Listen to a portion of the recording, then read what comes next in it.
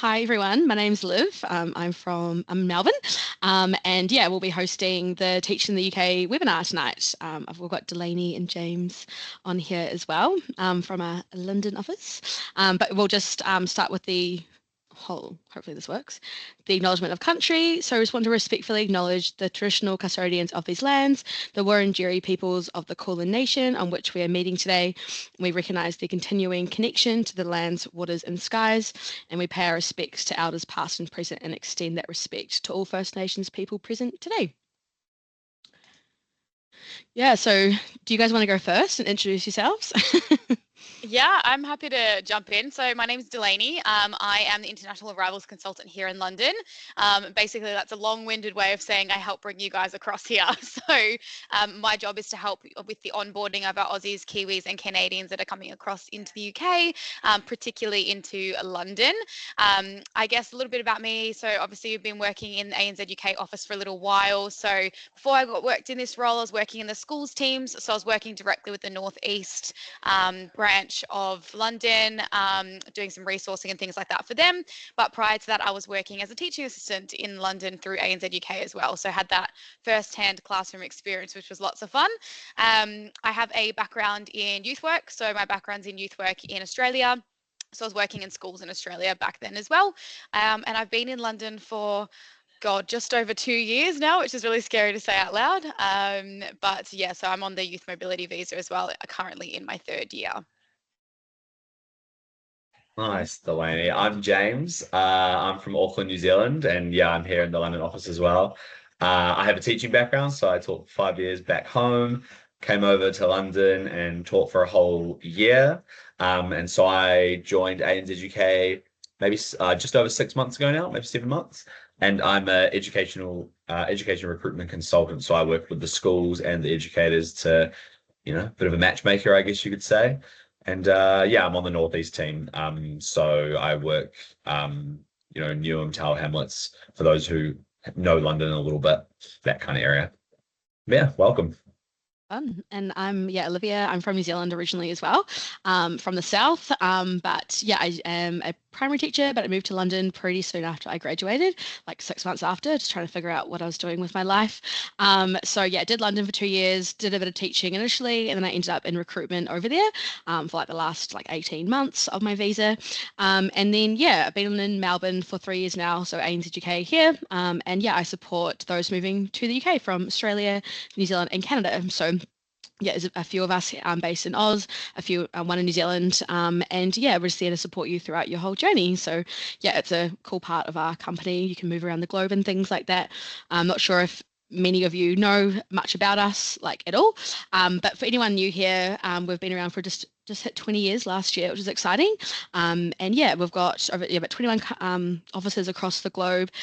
We majorly support the UK, obviously, as well as offices in most states in Australia, New Zealand, and then we have a whole other company in the States as well. So yeah, in terms of the UK, we'll get into that in a little bit, kind of where we support and things.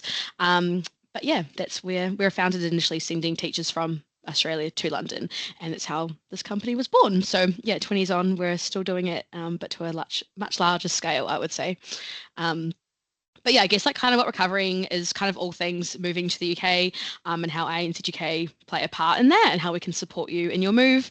Things like life admin, the different work opportunities that we're able to provide, a little bit of compliance. We probably won't go into that too much. And then yeah, our community, which is a really big part of our company. And yeah, like I said, how we'll support you guys in your move.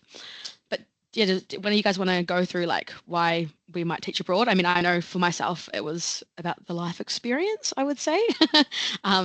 But yeah, I think for myself, definitely personal growth and life experience, jumping out of your comfort zone, doing something a little bit different, meeting a bunch of people, and having those experiences on the other side of the world, which is crazy. And also that traveling aspect. I think a lot of us move across to do all the travel, so that's definitely what brought me across. For me, career development wasn't a huge one because I kind of switched careers when I came over here.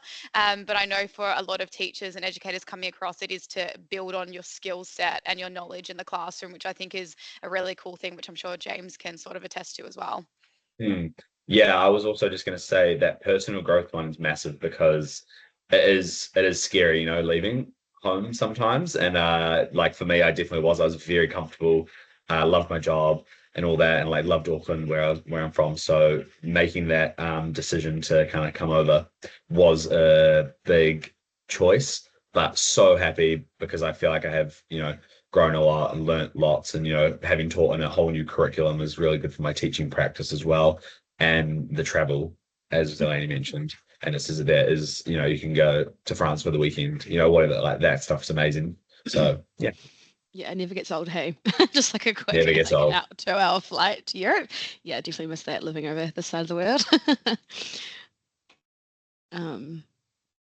But yeah, I guess like, do you want me to run through this, Delaney, or do you want to run through? Obviously, this is kind of like your bread and butter a little bit, but yeah, I'm happy to jump through. So I guess in terms of the steps of your journey and what that will look like, obviously it's going to be quite different depending on the person and how far along you are in your plans to come across. But I guess usually how we sort of set everything up. So your initial contact will always come from your local consultant in your home geography. So it'll be somebody like Liv, for example, back in Oz. And basically what that conversation will entail is, I guess, the general sort of gist of when you're planning to be there, what you're hoping to do for work, and sort of answer any of those initial questions. From there, the lovely Australian and Kiwi teams will get in touch with me, and then I will get in touch with you guys from there pretty early on in the piece. We'll organise an initial video call to have a chat about those plans, what they are, and sort of go through any nitty-gritty questions that you had as well. If you are quite far out in your journey plans, say you're 12 months before you move over, you'll hear from me a lot throughout that process, and we'll touch base at lots of different points throughout the year.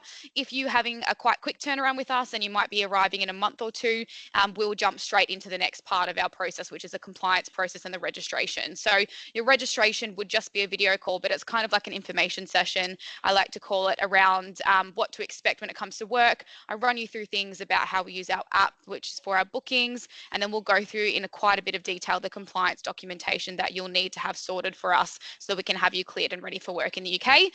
Just a little side note with compliance, over here in the UK, our compliance process is quite strict, which is why we do take a lot of time to go through that, like with a fine tooth comb with you as well.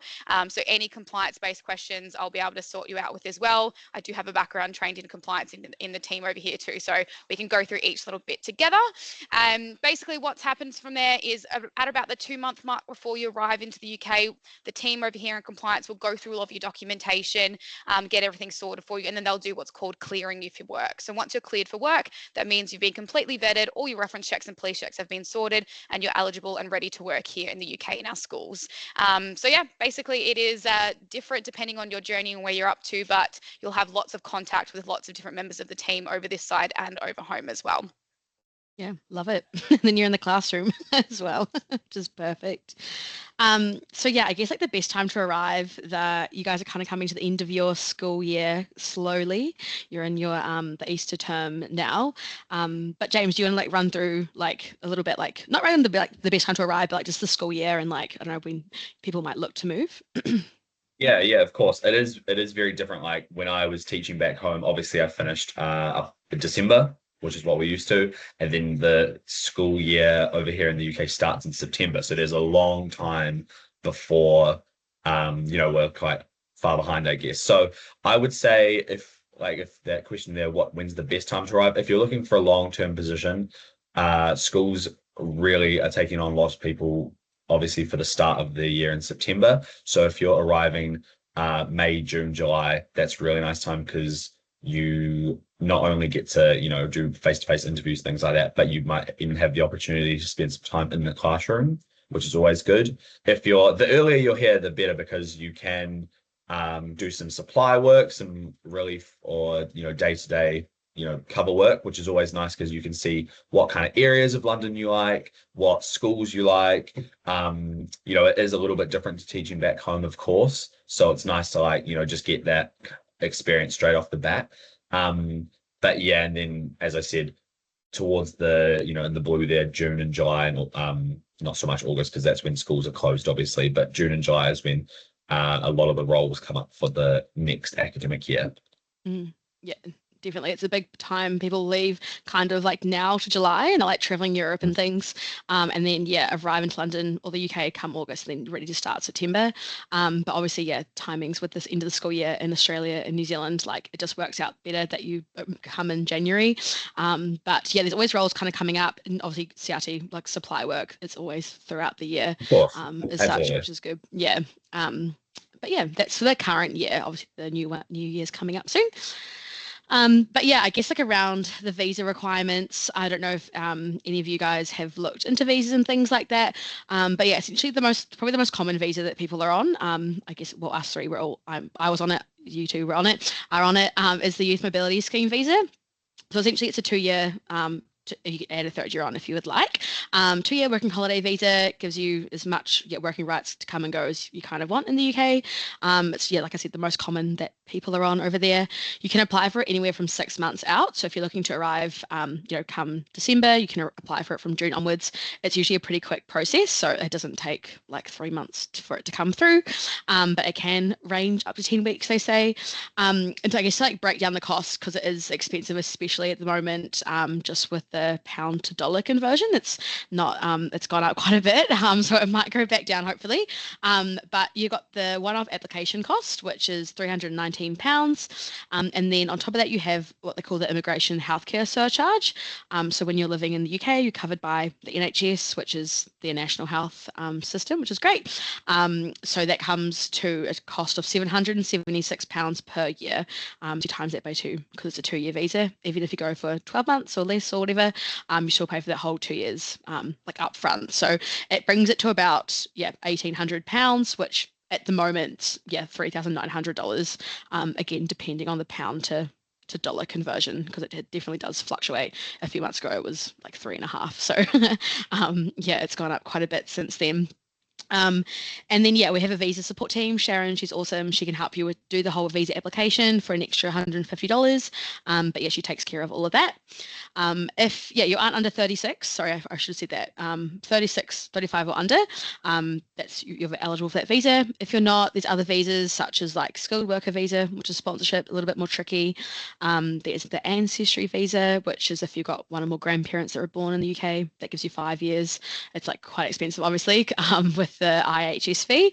There's no age limit on that, so like we'd definitely recommend if you're eligible for both that and the youth mobility to do the youth mobility first, if you're not looking to go for like long term. And then maybe you got the UK passport, which is the golden ticket. But we also there's a UK HPI visa, which is a newish visa, and that's for graduates only from like the top 50 unis in the world. And at the moment, that's University of Melbourne and University of Queensland graduates are eligible for that too. So a few different options. But if you guys have any questions, we're more than happy to answer those. But that's the kind of general rundown. On those visas. I would just, sorry, I'm just going to jump in quickly. Go. I will just say, because I think this is a question we get asked quite a lot with the youth mobility visa. You can't actually elect for that visa to just be 1 year. You do have to pay for the full 2 years, which also includes that NHS levy as well. So you can't elect to pay for the NHS for 1 year or not pay for it at all. It is part of the visa. So just be aware that that's not a negotiable, unfortunately. The more expensive cost you've got to pay for. But you don't get a refund if you don't use it. No, exactly. I wish that would be good. But make the most of like the cheap dentist and going to the doctor and all those things that come with that. But I guess in terms of like where we're actually based, I'm not sure if any of you guys know where you're looking to go, but we support largely in the south of England. So we'll have, I guess our head office is London, support all across London, and we'll get into that in a little bit. We've got 2 offices just outside of London, in Surrey, which is southwest London, like border, and then Essex, which is more like your northeast kind of. We have an office over in Bristol, which is the southwest like coast of England, really cool city. An office in Wales. It's in Newport, which is super close to Cardiff, and then an office in Southampton. But we'll get into it a little bit more where we're based. But do either of you want to go with London? Yeah, That's where you are at the jump moment. in. Yes. So obviously London is probably our most popular place that most people coming across will usually end up in. London itself has that big cosmopolitan feeling. So if you're from a city like Melbourne, for example, you'll probably find that it's quite similar, just on a much bigger scale.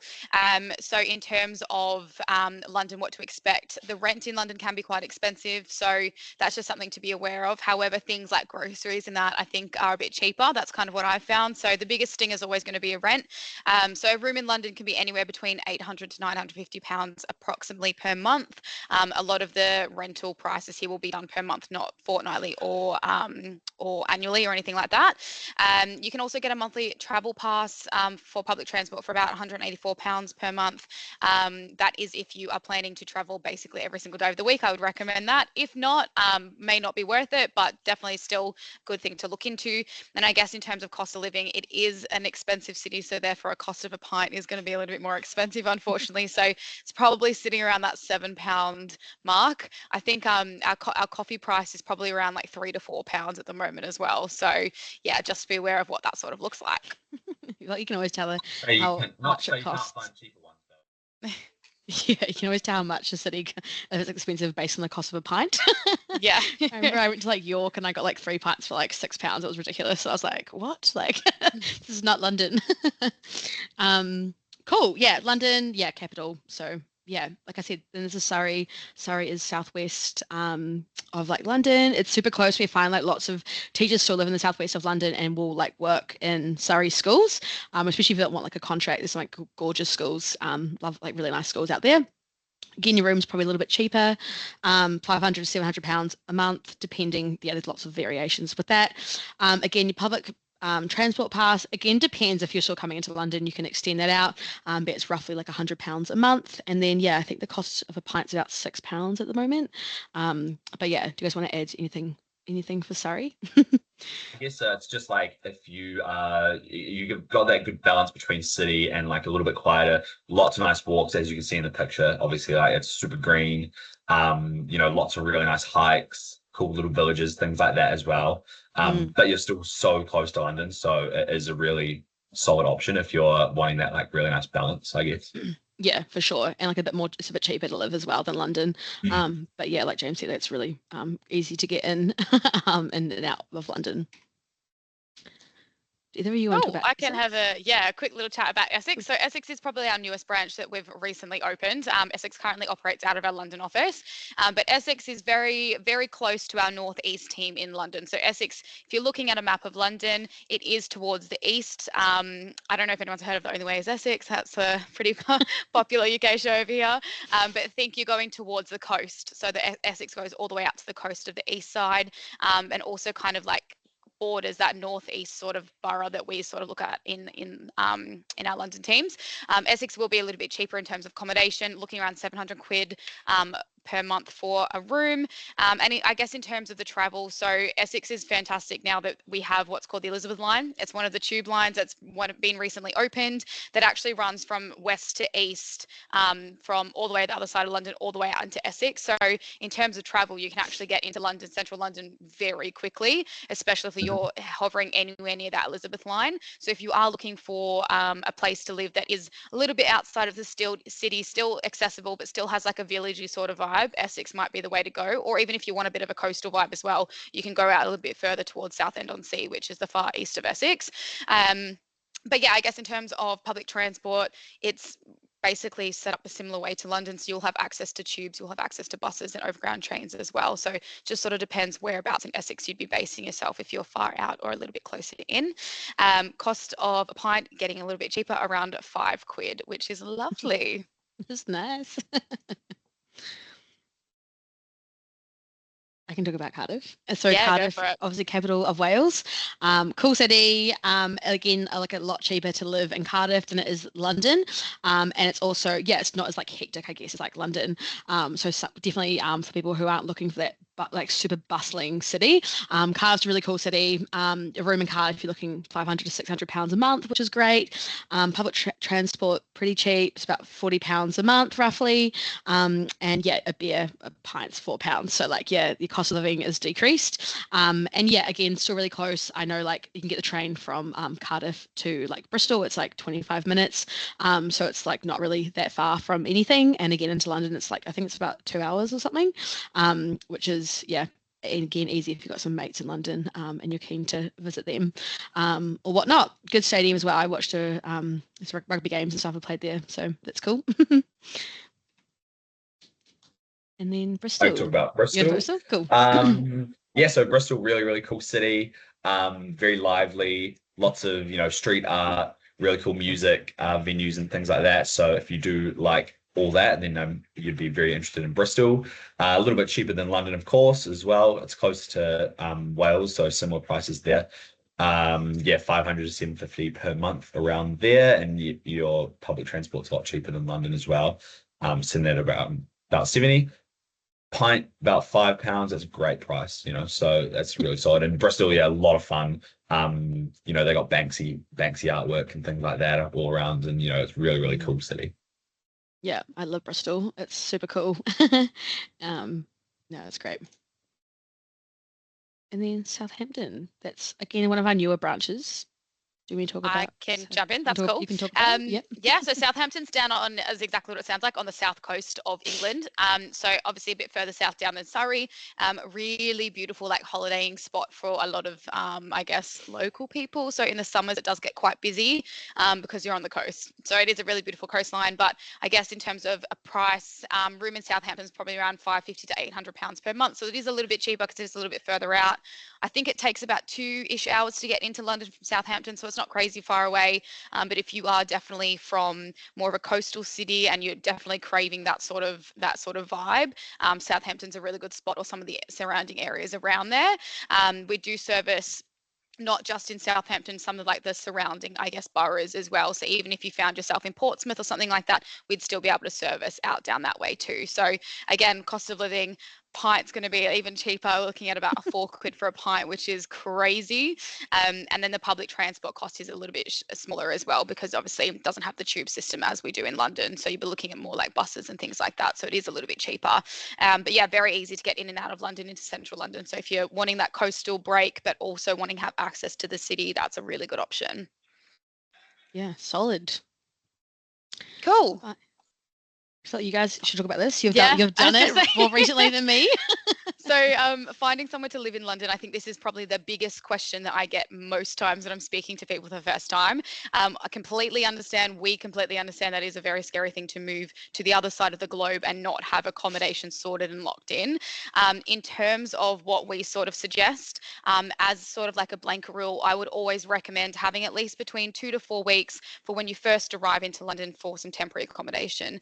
So it might be good looking at things like sublets, Airbnbs, budget hotels, hostels, that sort of thing, just to give you, I guess, some stability for when you first arrive, but also, to give you the opportunity to go out and see the different areas of London. I think often what happens is people are like, oh, I'm going to move to Clapham because everyone says to move to Clapham. But then when they get here, they go out to the area and they're like, oh, this isn't what I thought it was going to be. And that way, you're not locked into any accommodation in an area that you may not actually like. So do plenty of research, make sure you're looking into areas, what the budgets of those areas would be as well. There will be some areas of London that are more expensive than others. I've put together a little list of areas that I recommend to my educators. So if anyone ever wants to get their hands on that list, let me know. But basically what I would say is take note of the features of the area that you're living in. So are you close to public transport? Things like, do you have supermarkets close by? Because I think that's one thing we forget. We can't drive to a supermarket and put our shopping in the car and then drive home. You'll be carrying your shopping around. So just have a look at those things. And then when you're looking at houses in particular, is it a shared living space? Do you have it, like, is there a shared kitchen? What's the go there? Are you close to the high streets? Are you in a back street? That sort of thing.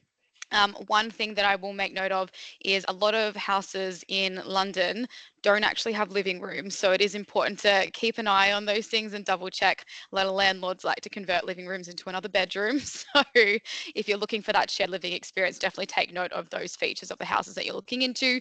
And yeah, as I said, just give yourself between 2 to 4 weeks to find that permanent accommodation. I think most of my educators that have come across in the last 6 months have found their place within 2 or 3 weeks. So it does happen. It's just quite a, I guess, stress-inducing thing to move across the world and not know where you're going to be living, but it is part of the process, and I promise it will happen. But I guess, yeah, living in the UK, rent's usually paid on a monthly basis. Most places will be already furnished, but double check on listings if they are or aren't, or if they're part furnished, because obviously you'll have to source your own furniture if that's the case. I think a lot of letting agents can, work out deals where you can have furniture included as well, but just make sure you double check that as well. Subletting is probably one of the best options to look into, especially when you first get here. If you're not sure what subletting is, basically your subletting is where you're renting a room off somebody for a short period of time. They might have gone traveling, things like that. We often find a lot of Aussies and Kiwis will sublet. So you can definitely have a look at those on Aussies and Kiwis in London, and also spare room. Spare room is a bit of a gold mine when it comes to renting in the UK. Spare room, basically people post ads for their rooms and you can message them directly and organise viewings and things like that directly through the app. And then we've got something like that's called Rightmove, or we also have another one called Zoopla and Open Rent, kind of similar to realestate.com that we have back home, where you can, contact agents and then they can help you find properties. So if you've got a group of you that are moving over, it might be 4 or 5 of you, and you need 5 bedrooms or 4 bedrooms, it might be worth going through directly through an agent to help find a full property rather than just a single room on your own. Yeah. Anything else that I missed? I feel like you covered all of it. No, I was gonna say also, I mean, just like talk to people, Aussies in London, Kiwis in London on Facebook, they're great for people sharing stories, or even, sharing places that are available and things like that. And when you do arrive, it's really important that you, as Delaney said, like go and check out the space. Like don't ever go into a flat without looking at it first or looking at the surrounding area. Like you'd much rather do your research and be happy where you end up and all that. So yeah. Definitely. I think as well, like putting a bit of effort into like your messages too, like however you find it, like not just saying hi, it's available, like telling you like them a little bit about you, like what you like doing, like kind of not like selling yourself, but like giving them a bit of a personality. I find that like helps like a lot. So then they go, oh, you could definitely be a good fit, or like, oh, actually no, that's not going to work with how we work and things like that. But yeah, lots of tips. Like you could talk about comm for like ages. But yeah. Ages. But yeah, it's a big topic. And so some different types of work that we offer at ANZ UK. Obviously, we have teacher and teaching assistant are probably the most common. Teaching assistant, I have to say, is a lot more common in the UK than it is back home. So most classes have a teaching assistant, or maybe like when I was teaching here, I had 2 in my class. So there's lots of opportunities for people without those the specific teaching qualifications to still get in the classroom and help out as well. A cover supervisor is what we is another name for an unqualified teacher. So if you maybe are thinking about getting into teaching, or often it'll be people who don't come from New Zealand and Australia and their teaching qualification isn't recognised in the UK, they can still teach as a cover supervisor.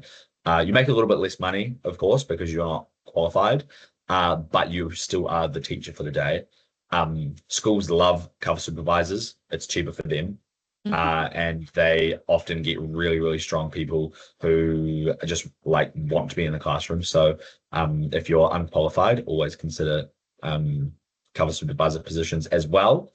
And the last one there is exam invigilator, which is when you are supporting the person at a school running the exams. So you're, making sure that the day goes smoothly, supporting students if they need it. You very occasionally might be doing some like one-to-one work with if a student needs help, reading or things like that. We have a guide that we can send you before you do exam invigilator work to, give you some tips and things like that. And, because obviously you can't give out like answers and things like that. And it does differ from school to school, but that's often really popular. And people who don't have like a full-time teaching assistant role or a cover supervisor role, but the exam period is really busy, so they might want to earn a little bit extra money by going and helping out with those. So also a really solid option.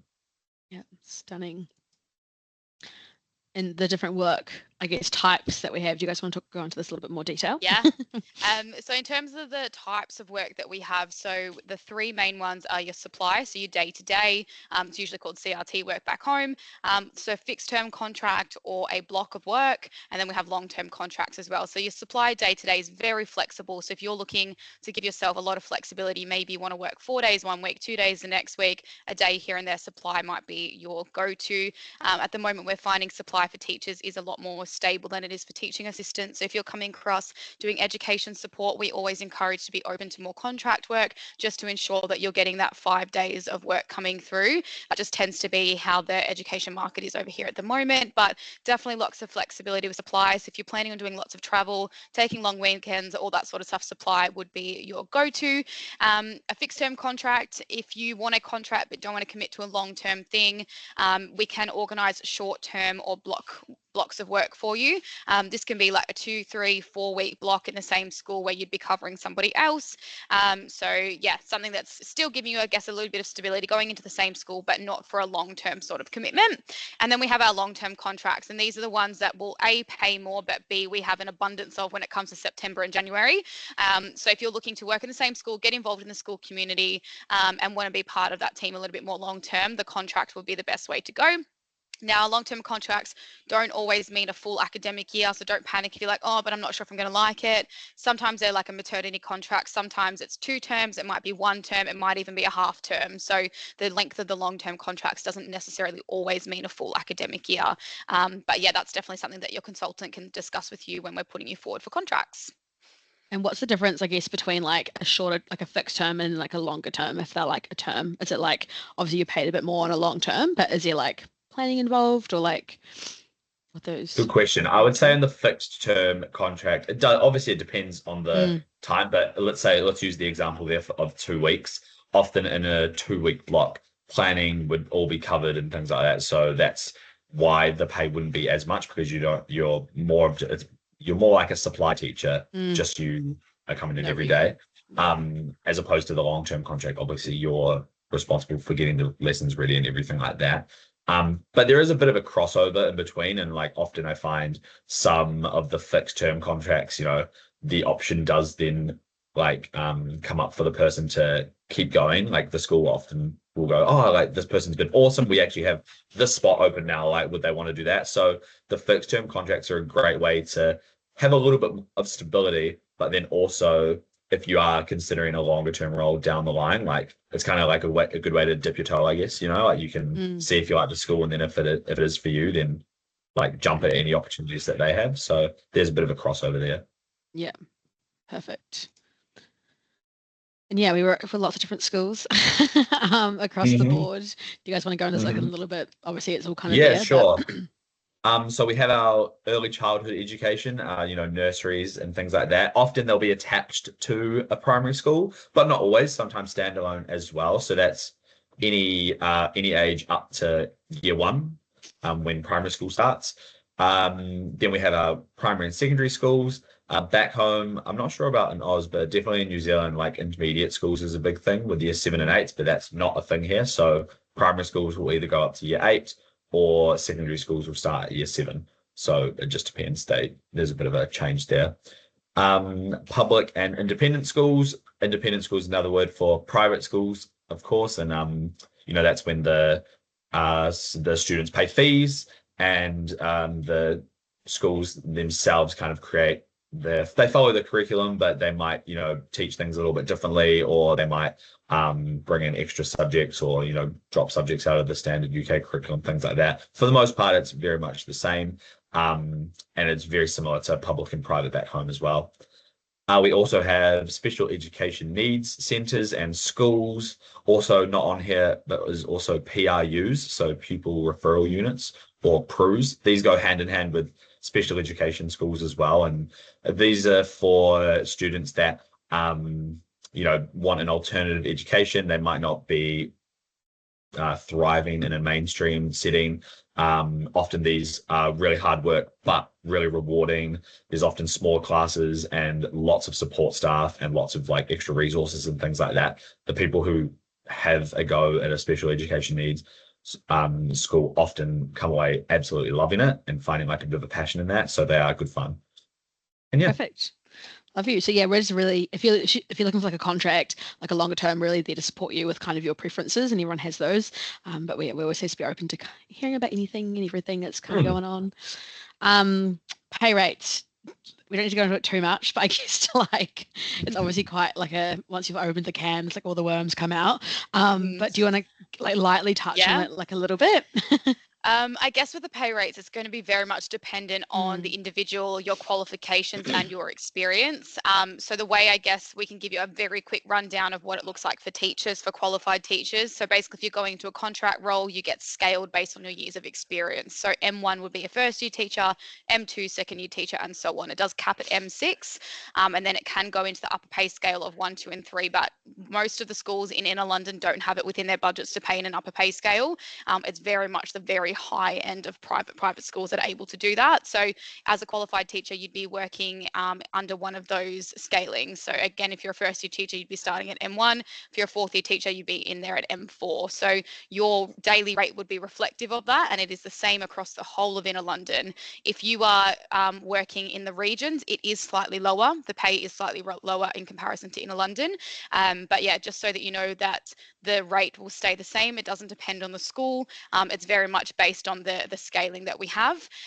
In terms of daily supply, your daily supply rate will actually be a lower rate than your daily rate in a contract. So that's something that is different to back home, and something that shocks a lot of people. But it is a bit of a difference between the two. So if you're tossing up between contract and supply, but you are looking to earn a bit more money, we always encourage you to go down the contract route because you will earn a fair bit more. And then for teaching assistants, we do have a minimum base rate, but again, that can differ school to school, especially if you're working with SEN or an approved school, and also if you have experience as well. So obviously with a teaching assistant role, you don't actually need a qualification to be working as a teaching assistant, but if you do have a qualification of some kind, like for example, if your background is in social work or if your background is in a level 3 early childhood and you do have that experience, often schools are more open to negotiation for your daily rate. But we do have a very minimum base rate of £90 a day for teaching assistants, and then it kind of wriggles up from there depending on the school.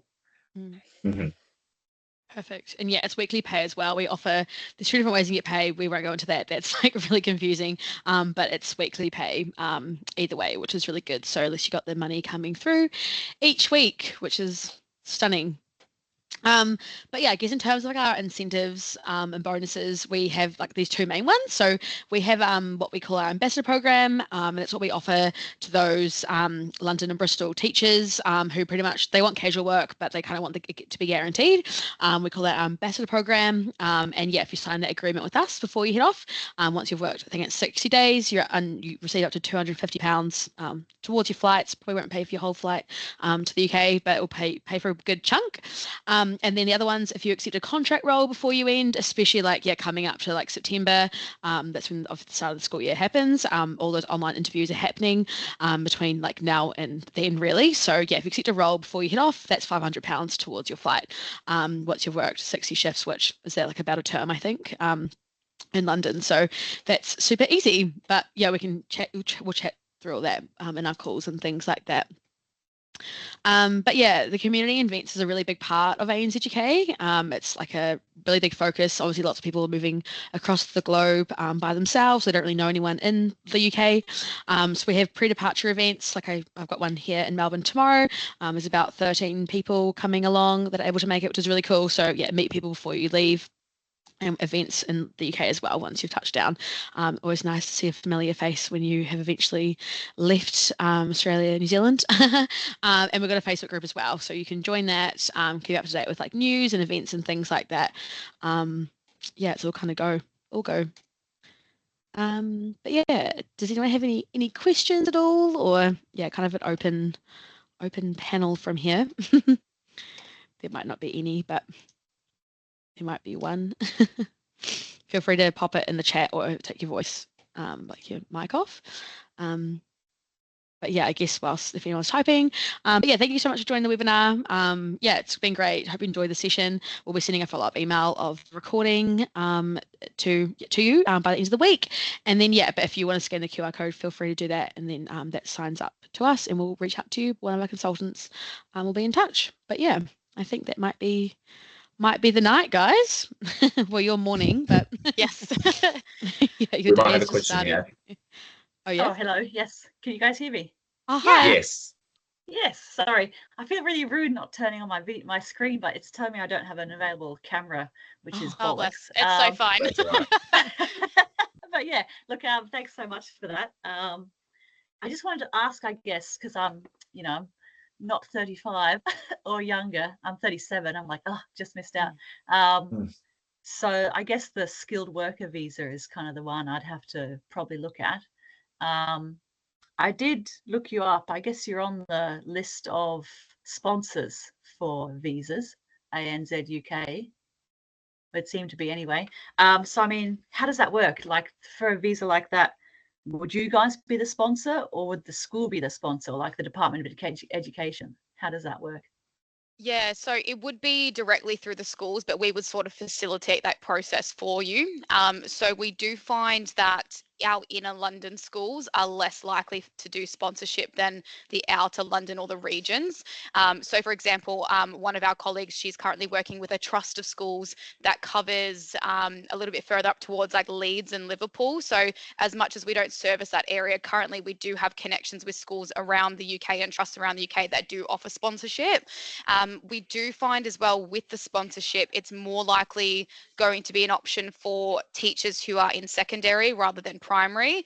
In saying that, though, that's not always the case. Like I do know that our Essex team actually does have some schools that are looking for primary teachers that they might be able to have potential opportunities for sponsorship. It's just quite I guess, like a niggly sort of thing to sort of work out. But we sort of become that stepping stone to facilitate the whole process for you. Our colleagues down in Surrey have had a fair bit of success with sponsorship, which is great. So that could be an option as well. It's a little bit of a tricky one because obviously we do have a teacher shortage over here as much as we do everywhere else, but it's very much a budget thing with schools over here at the moment. So it's obviously a big commitment for schools to sponsor directly. But yeah, we can definitely look at that. It would just be more sort of, I would say, a longer process to start rather than, a 2-month turnaround. But if that's something that you're keen on, we can definitely have further chats with you about that and get some more information and put the feelers out sooner rather than later. Yeah, no, I'm putting feelers out myself. So yeah, for sure. Not every school has the license. Sorry, so that a school needs to have the license to sponsor. So yeah, that's why. Which is quite expensive too. I think, it is. Yeah. Yeah. So yeah, not all schools have it. But yeah. Yeah, sure. I mean, I am secondary, so cool. Don't know, but I guess they're not going to sponsor you unless you take on a contract, I'm presuming. Yeah, it's like it would be a permanent role, so probably like 2 to 3 year kind of contract. Right, and you, that's like typically. And you would need to hold. You also need to hold QTS, which is I'm not sure where in Oz you are, but it's like if you've like you need like a full VIT to be able to apply for QTS. So you'd need to hold the QTS in order to be able to be sponsored. But we can happy to have further chats with you around that because there's a bit of a it's a confusing process. It can be quite long-winded. No hassles, all good. Thank you very much. Thank you. There's a question in the chat. Hey guys, currently working with ANZ UK down in Melbourne, looking to do some casual work in London schools or ECE while travelling. Was this something that could be done given I probably would just be passing through? Is it worth the effort of going through compliance and visas, etc. for the odd shift? Sounds more of like a long-term living situation. I would say when you say passing through, how long do you mean when you say passing through? Are you sort of like just going to be in and out of London for a couple of days here and there, or planning to be in London for like a month here and there? Like what are your sort of plans around that? About a month. Yeah, I would say if you're planning to do like month stints at a time, that we can definitely facilitate that. I would say for like teaching assistant work or early years, there's not as much, I would say, day to day. Am I right in saying that, James? As opposed to like blocks of work or contracts. So it would be much like, what's available and when. in terms of like visa, like if you're planning to be in the UK for extended periods, you will have to get a visa anyway. But if you're planning just to do like 6 months of travel around the UK and Europe, you obviously have to weigh up if that's financially worth going through the whole visa application just to be working for a few weeks here and then a few weeks there. And also the DBS, right, Delaney? So the DBS is Yeah. like your UK police check, which can take a long time to get through, and it's an absolute requirement to have when you go into a school. So that could cause an issue if it is just while you're passing through, because it might not, it might take longer to like get the application all through and Yeah. like receive the DBS before you've even, And the compliance all process that. and stuff. Yeah. Even though you're working with us here in Melbourne, which is awesome. Yeah, there's a few extra steps to get cleared in the UK that you wouldn't have had to have done in Melbourne. So yeah. I think if It's you're definitely a possibility. traveling, yeah, I was going to say, I think if you're traveling around and coming in out of London multiple times throughout a year, just say you're traveling for 12 months and you might be doing a month in London, then traveling off, then coming back for like 3 or 4 weeks and going back again, doing something like that could potentially be worth it. That way you're earning some income throughout your travels. But if you're only planning to do potentially only a month in London or in the UK, it might not be worth the cost of having to pay for the youth mobility visa, because that's obviously quite a big expense. Not cheap, unfortunately. No.